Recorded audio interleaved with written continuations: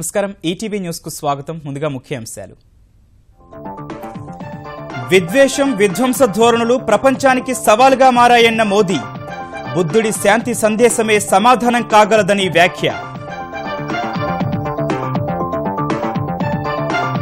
శ్రీలంక ఆర్థికాభివృద్ధికి భారత్ పూర్తిగా సహకరిస్తుందన్న ప్రధాని. తమిళుల కోసం డకోయాలో అత్యాధునిక ఆసుపత్రిని ఆరంభించిన మోదీ.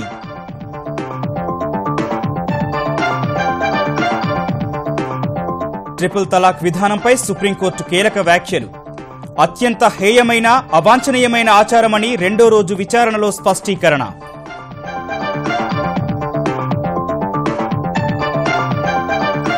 ఈవీఎంల ట్యాంపరింగ్ సాధ్యం కాదని ఈసీ పునరుద్ఘాటన. చేతనైతే చేసి చూపాలని అఖిలపక్ష భేటీలో రాజకీయ పార్టీలకు మరోసారి సవాల్.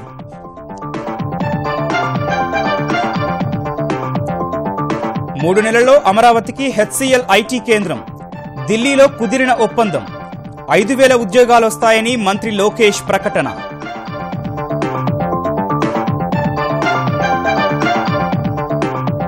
సాగునీటి ప్రాజెక్టులు పూర్తయ్యే వరకు విశ్రమించబోమన్న హరీష్ రావు. అనవసర విమర్శలు చేస్తున్నాయని ప్రతిపక్షాలపై మండిపాటు.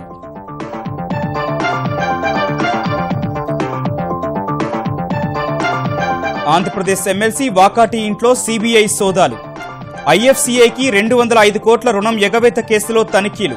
మరో 5గురిపై ఆరోపణలు.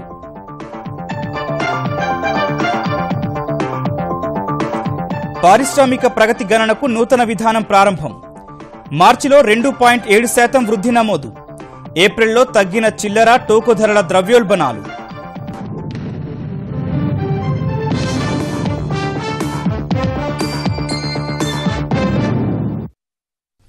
ప్రపంచవ్యాప్తంగా అంతకంతకు పెరుగుతోన్న హింస పట్ల అంతర్జాతీయ సమాజం అప్రమత్తంగా ఉండాలని ప్రధాని నరేంద్ర మోదీ హెచ్చరించారు. విద్వేషం, హింసతో కూడిన ఆలోచన ధోరణుల నుంచి ప్రపంచ శాంతికి పెను సవాలు పొంచి ఉందని ఆందోళన వ్యక్తం చేశారు. తీవ్ర రూపు దాల్చుతున్న హింసకు బుద్ధుడి శాంతి సందేశం సమాధానం కాగలదని కొలంబోలో అంతర్జాతీయ వెసాక్ దినోత్సవాన్ని ప్రారంభించిన తర్వాత చెప్పారు. జాతి నిర్మాణంలో శ్రీలంకకు భారత్ అండగా నిలుస్తుందని మోదీ భరోసా ఇచ్చారు. ఆసియా ప్రాంతంలో పైచేయి సాధించడమే లక్ష్యంగా శ్రీలంక మద్దతు కూడగట్టేందుకు చైనా విశ్వ ప్రయత్నాలు చేస్తున్న వేళ ప్రధాని నరేంద్ర మోదీ కీలక వ్యూహం అమలు చేశారు. రెండు దేశాల మధ్య సాంస్కృతిక బంధాన్ని మరింత బలోపేతం చేస్తూ శ్రీలంకతో సరికొత్త స్నేహగీతం ఆలపించారు. బుద్ధులకు అతిపెద్ద పండుగైన బుద్ధ పూర్ణిమ సందర్భంగా కొలంబోలో నిర్వహించిన ఉత్సవాలకు ముఖ్య అతిథిగా హాజరై 100కు పైగా దేశాల నుంచి 400 మంది ప్రతినిధులు పాల్గొంటున్న అంతర్జాతీయ వెసాక్ దినోత్సవాన్ని లాంఛనంగా ప్రారంభించారు. బుద్ధుడి బోధనల విశిష్టతను గుర్తు చేసిన ప్రధాని 2,500 సంవత్సరాల క్రితం ఆయనిచ్చిన శాంతి సందేశం 21వ శతాబ్దానికి వర్తిస్తుందని కొనియాడారు. ప్రభుత్వ విధానాల్లో శాంతి, సమ్మిళితం, సంవేదన వంటి అంశాలకు ప్రాధాన్యమిస్తూ బుద్ధుడి సిద్ధాంతాల్ని భారత్, శ్రీలంక ముందుకు తీసుకువెళ్తాయని ఆశాభావం వ్యక్తం చేశారు. ఉగ్రవాదాన్ని పెంచి పోషిస్తోందని ఆరోపణలు ఎదుర్కొంటున్న పాకిస్తాన్ను మోదీ మరోమారు పరోక్షంగా తప్పుబట్టారు. The biggest challenge to sustainable world peace today may not be from conflict between the nation states. It is from the mindset, thought streams, entities and instruments rooted in the idea of hate and violence. The menace of terrorism in our region is a clear manifestation of this destructive emotion. Sadly, these ideologies of hate and their proponents in our region are not open to dialogue and hence only open to causing death and destruction. I firmly believe that Buddhism's message of peace is the answer to growing arc of violence all over the world. రెండు దేశాల మైత్రి ప్రాముఖ్యాన్ని గుర్తు చేసిన ప్రధాని శ్రీలంక అభివృద్ధి యాత్రలో భారత్ అండగా ఉంటుందని భరోసా ఇచ్చారు. మౌలిక వసతులు, అనుసంధానత, రవాణా, ఇంధన రంగాల్లో సహకారాన్ని మరింత పెంచుకున్నట్లు వెల్లడించారు. We are committed to the economic prosperity of our Sri Lankan brothers and sisters. We will continue to invest in driving positive change and economic growth to deepen our development cooperation. Its only aim is to support Sri Lanka in realizing a peaceful, prosperous and secure future of its people. Because the economic and social well-being of the people of Sri Lanka is linked with that of 1.25 billion Indians. As you make important choices for the harmony and progress of our society, you will find in India a friend and a partner that will support your nation-building endeavors. August నుంచి వారణాసి, కొలంబో మధ్య air India విమాన సేవలు ప్రారంభిస్తామని మోదీ వెల్లడించారు. తరువాత క్యాండీలోని శ్రీ దలాద మలిగావ ఆలయంలో ప్రత్యేక పూజలు నిర్వహించారు. శ్రీలంకలోని తమిళుల సంక్షేమం కోసం ఆ దేశ ప్రభుత్వం తీసుకుంటున్న చర్యలకు భారత్ సంపూర్ణ సహకారం అందిస్తుందని ప్రధాని నరేంద్ర మోదీ చెప్పారు. తమిళులు అత్యధికంగా ఉండే డకోయాలో భారత ప్రభుత్వ సహకారంతో 150 కోట్లు వ్యయం చేసి లంక సర్కార్ నిర్మించిన అత్యాధునిక ఆసుపత్రిని ఆ దేశ అధ్యక్షుడు మైత్రిపాల సిరిసేన ప్రధాని రనిల్ విక్రమసింఘేతో కలిసి మోదీ ప్రారంభించారు. అనంతరం అక్కడి తమిళ సంతతి ప్రజలను ఉద్దేశించి ప్రసంగించిన ప్రధాని సింహళ తమిళ జాతి ప్రజలు ఐక్యత, సామరస్యం కోసం పనిచేయాలని పిలుపునిచ్చారు. ప్రపంచంలో శ్రీలంక 3వ అతిపెద్ద తేయాకు ఎగుమతిదారిగా ఆవిర్భవించడం వెనుక స్థానిక తమిళుల కృషి ఎంతో ఉందన్న మోదీ వారి విద్య, సామాజిక అభివృద్ధికి భారత ప్రభుత్వం మద్దతిస్తుందని వివరించారు. You are the children of Tamil Thai. You speak one of the oldest surviving classical languages in the world. It is a matter of pride that many of you also speak Sinhala.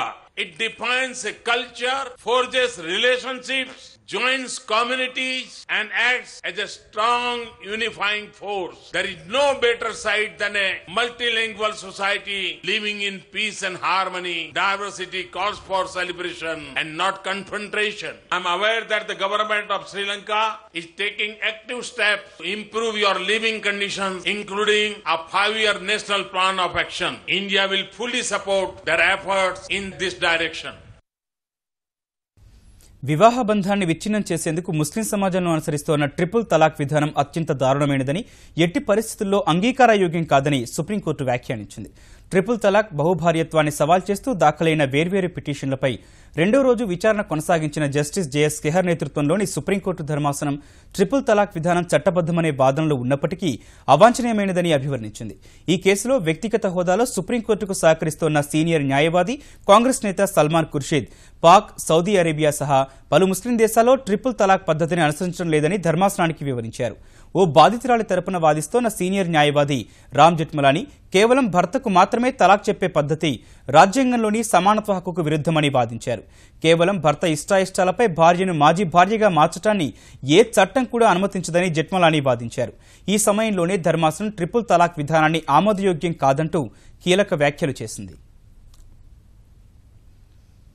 Electronic voting యంత్రాల్ని tamper చేయడం అసాధ్యమని కేంద్ర ఎన్నికల సంఘం పునరుద్ఘాటించింది. ఇటీవల జరిగిన 5 రాష్ట్రాల శాసనసభ ఎన్నికల ఫలితాల తర్వాత ఈవీఎంల పనితీరుపై విపక్షాలు అనుమానాలు లేవనెత్తుతోన్న వేళ ఢిల్లీలో ఈసీ అఖిలపక్ష సమావేశం నిర్వహించింది. ఈవీఎంలలోని భద్రతా ప్రమాణాల్ని భేటీకి హాజరైన 7 జాతీయ పార్టీలు, 35 గుర్తింపు పొందిన రాష్ట్ర పార్టీల ప్రతినిధులకు వివరిస్తూ ప్రజెంటేషన్ ఇచ్చింది. ఈవీఎంల పనితీరుపై ఇంకా అనుమానాలుంటే ఈ నెలాఖరుకు నిర్వహించే హ్యాకింగ్ కార్యక్రమానికి హాజరై ఓటింగ్ యంత్రాన్ని ట్యాంపర్ చేసి చూపించాలని అన్ని రాజకీయ పార్టీలకు కేంద్ర ఎన్నికల సంఘం మరోమారు సవాల్ విసిరింది. రసీదు ఈవీఎంల కొనుగోళ్లకు కేంద్రం నుంచి నిధులొచ్చాయని, 2019 లోక్సభ ఎన్నికల నాటికి వాటిని పూర్తి స్థాయిలో అందుబాటులోకి తెస్తామని తెలిపింది.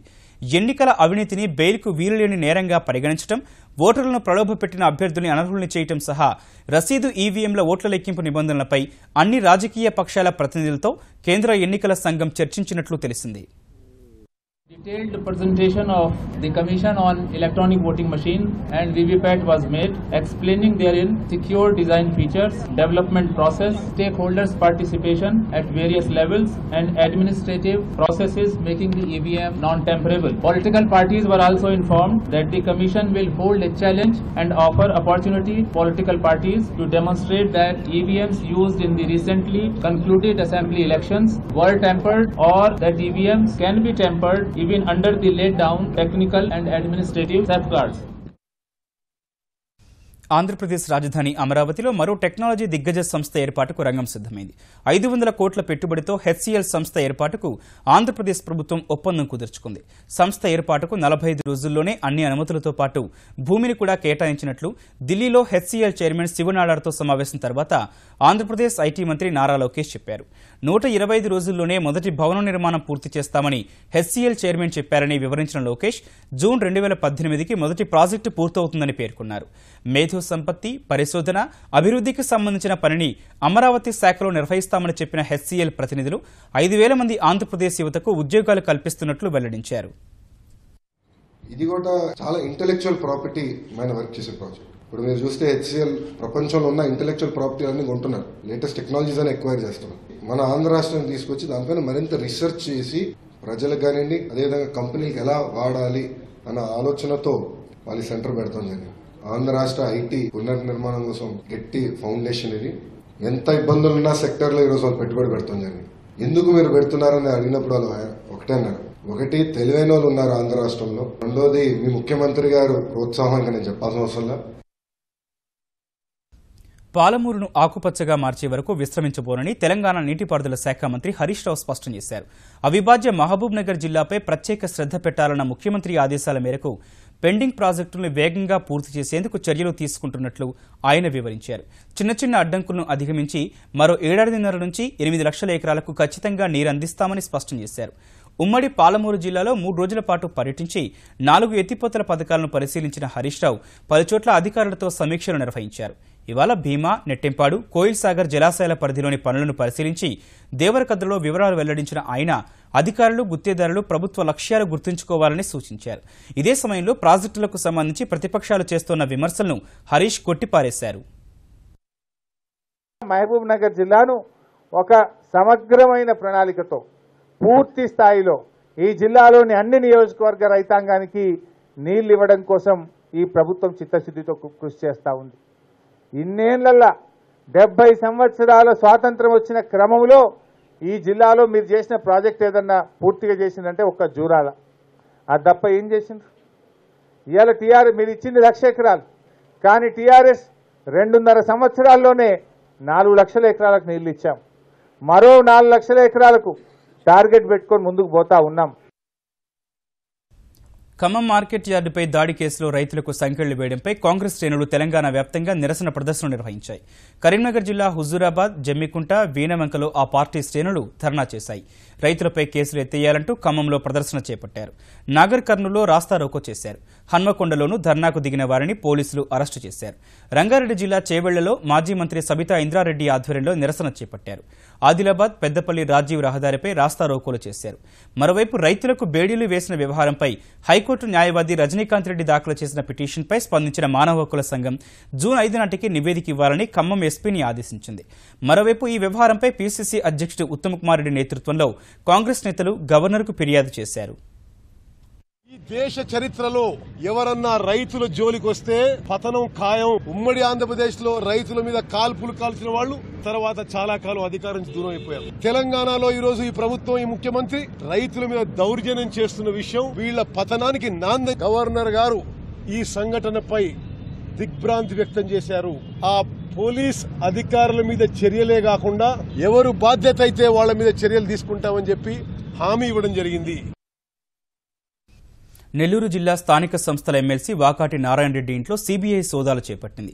వాకాటి నారాయణ రెడ్డికి చెందిన వీఎన్ఆర్ ఇన్ఫ్రాస్ట్రక్చర్ లిమిటెడ్, భారత పారిశ్రామిక ఫైనాన్స్ కార్పొరేషన్ ఐఎఫ్సీఐకి రుణం ఎగవేసిన వ్యవహారంలో సీబీఐ అధికారులు ఈ సోదాలు చేపట్టారు. హైదరాబాద్, బెంగళూరు, నెల్లూరులో వీఎన్ఆర్ సంస్థకు చెందిన కార్యాలయాలు సహా వాకాటి నారాయణ రెడ్డి ఇంట్లో కూడా అధికారులు తనిఖీలు చేశారు. నెల్లూరులోని వాకాటి ఇంట్లో 12 మంది సభ్యుల బృందం ఉదయం నుంచి రికార్డులు పరిశీలించారు. వాకాటి మేనేజింగ్ డైరెక్టర్గా ఉన్న వీఎన్ఆర్ ఇన్ఫ్రాస్ట్రక్చర్ లిమిటెడ్ 2014-15 ఆర్థిక సంవత్సరంలో వేర్వేరు ప్రాజెక్టుల కోసం ఐఎఫ్సీఐ నుంచి 190 కోట్ల రుణం తీసుకుంది. ఇప్పుడు ఆ మొత్తం 205 కోట్ల రూపాయలకు చేరింది. ఈ రుణం ఎగవేతకు సంబంధించి వాకాటి సహా మొత్తం 6గురిపై కేసు నమోదు చేసినట్టు సీబీఐ అధికారులు తెలిపారు. హైదరాబాద్లోని ఇందిరా పార్క్ వద్ద ధర్నా చౌక్ కొనసాగించాలంటూ గన్ పార్క్ వద్ద తెలంగాణ ఐకాస చేపట్టిన మౌన దీక్షకు విపక్షాలు సంఘీభావం తెలిపాయి. తెరాస సర్కారు నియంతృత్వ ధోరణితో వ్యవహరిస్తోందని పీసీసీ అధ్యక్షుడు ఉత్తమ్ కుమార్ రెడ్డి విమర్శించగా, ప్రజాస్వామ్యంలో ప్రజలకు నిరసన తెలిపే హక్కును కాలరాయటం సరికాదని తెలుగుదేశం రాష్ట్ర అధ్యక్షుడు రమణ, భాజపా ఎమ్మెల్యే ఎన్వీఎస్ఎస్ ప్రభాకర్ అన్నారు. ప్రభుత్వ వైఖరిని వామపక్షాలతో పాటు ఇతర విపక్ష సభ్యులు, ప్రజా సంఘాల నేతలు తప్పుపట్టారు.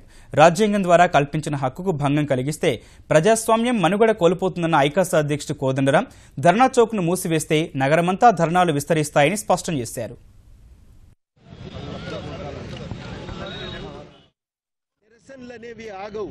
ఒక వేదిక మూసేస్తే అది అయిపోతుందనుకోవటం కంటే పొరపాటు మరొకటి లేదు. ఖచ్చితంగా ఇంకో రూపంలో తన వ్యక్తీకరణ తాను వెతుక్కుంటూనే ఉంటుంది. ముఖ్యంగా తెలంగాణ లాంటి సమాజంలో అణచటం అనేది అనితర సాధ్యం. ఇది గ్రహించి ప్రభుత్వం మేల్కొని వెంటనే నిర్ణయం తీసుకుంటుందని విశ్వసిస్తున్నాం. లేని ఎడల 15 నాడు మా కార్యక్రమం యథాతథంగా కొనసాగుతుంది.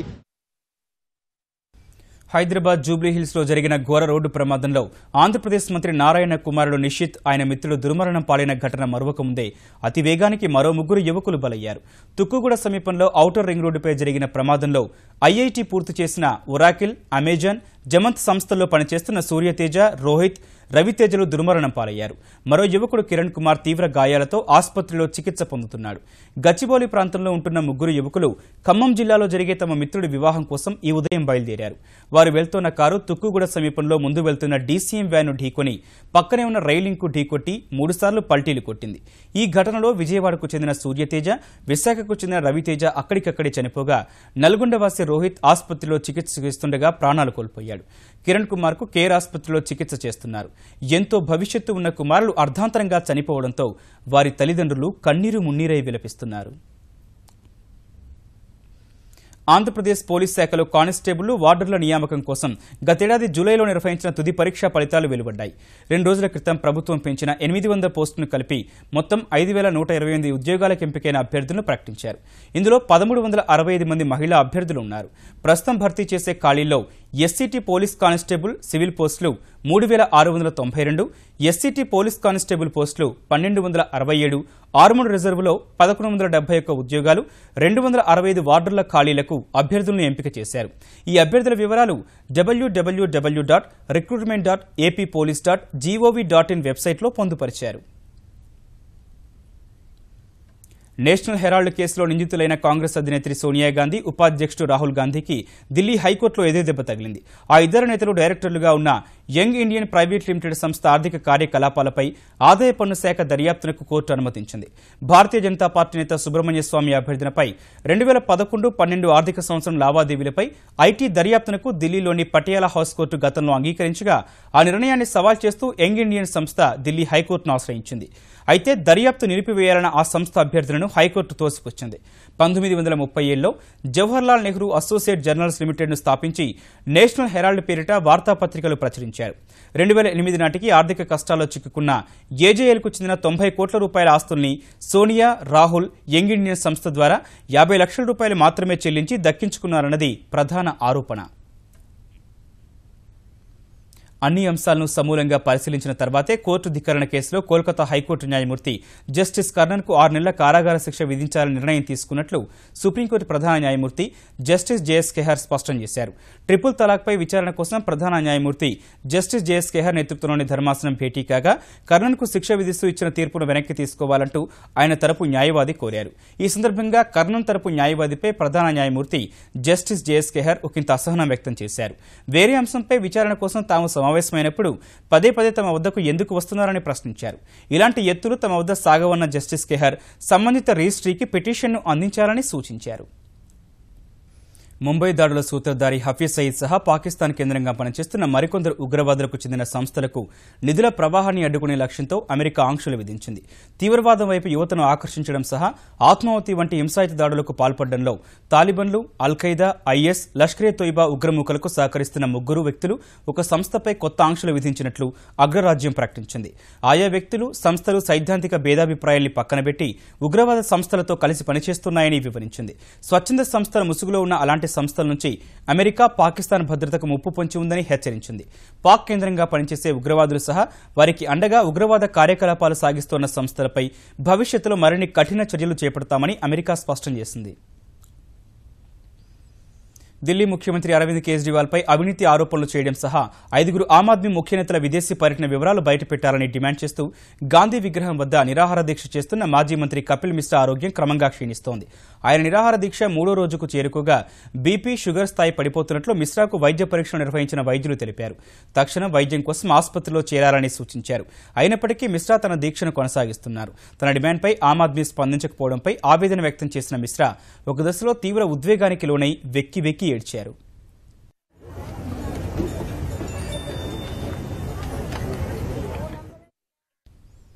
సవరించిన మూల సంవత్సరం 2011-12 ప్రకారం తయారీ రంగంలో నిరాశాజనక ఫలితాలతో మార్చి నెలలో పారిశ్రామికోత్పత్తి భారీగా క్షీణించింది. 2016 మార్చిలో 5.5% ఉండగా ఈ ఏడాది 2.7% పరిమితమైంది. 2004-5 మూల సంవత్సరాన్ని ప్రాతిపదికగా తీసుకుంటే మాత్రం మార్చిలో పారిశ్రామికోత్పత్తి మరింత తగ్గి 2.5%కే పరిమితమైంది. 2016-17 ఆర్థిక సంవత్సరం మొత్తం గణాంకాలను పరిగణలోకి తీసుకుంటే మార్చిలో 5% వృద్ధి కనిపించింది. అంతకుముందు ఏడాది 3.4% నమోదైంది. 2004-5 ఆర్థిక సంవత్సరాన్ని పరిగణలోకి తీసుకుంటే 2016-17లో 0.7%మేనని గణాంక శాఖ వెల్లడించింది. తరచుగా జరిగే ప్రక్రియలో భాగంగానే మూల సంవత్సరం ప్రతిపాదికను 2004-5 నుంచి 2011-12కు మార్చినట్లు గణాంక శాఖ తెలిపింది. పప్పులు, కూరగాయలు సహా ఇతర ఆహార వస్తువుల ధరలు తగ్గడంతో ఏప్రిల్ నెలలో టోకు, చిల్లర ధరల ఆధారిత ద్రవ్యోల్బణాలు తగ్గుదలను నమోదు చేశాయి. మార్చిలో 3.89% నమోదైన చిల్లర ధరల ఆధారిత ద్రవ్యోల్బణం ఏప్రిల్లో 2.99%కి దిగివచ్చింది. గతేడాది ఏప్రిల్లో ఈ సూచి 5.47% నమోదైంది. ఏప్రిల్లో పప్పులు, పప్పు ఉత్పత్తుల ధరలు 15.94% తగ్గితే కూరగాయల ధరలు 8.59% తగ్గినట్టు గణాంక శాఖ లెక్కలు వెల్లడిస్తున్నాయి.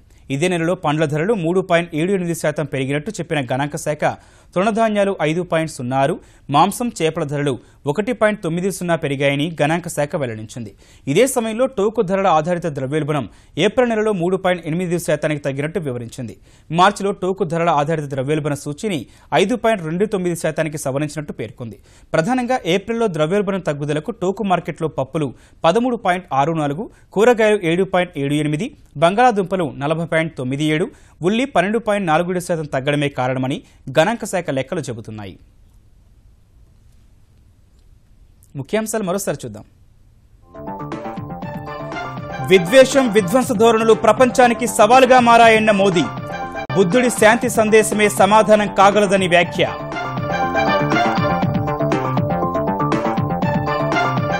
శ్రీలంక ఆర్థికాభివృద్ధికి భారత్ పూర్తిగా సహకరిస్తుందన్న ప్రధాని. తమిళుల కోసం డకోయాలో అత్యాధునిక ఆసుపత్రిని ఆరంభించిన మోదీ.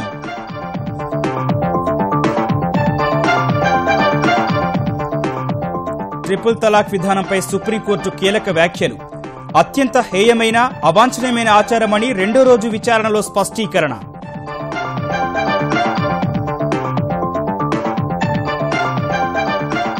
ఈవీఎంల ట్యాంపరింగ్ సాధ్యం కాదని ఈసీ పునరుద్ఘాటన. చేతనైతే చేసి చూపాలని అఖిలపక్ష భేటీలో రాజకీయ పార్టీలకు మరోసారి సవాల్.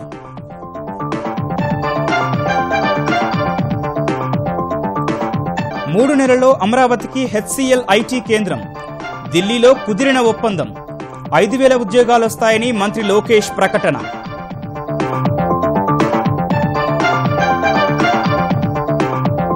సాగునీటి ప్రాజెక్టులు పూర్తయ్యే వరకు విశ్రమించబోమన్న హరీష్ రావు. అనవసర విమర్శలు చేస్తున్నాయని ప్రతిపక్షాలపై మండిపాటు.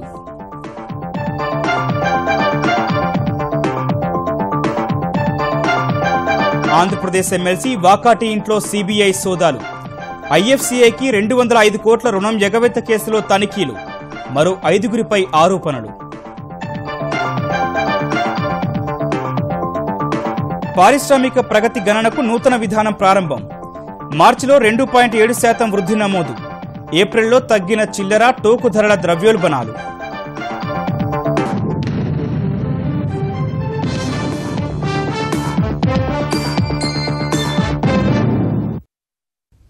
ఈటీవీ న్యూస్ సమాప్తం. నమస్కారం.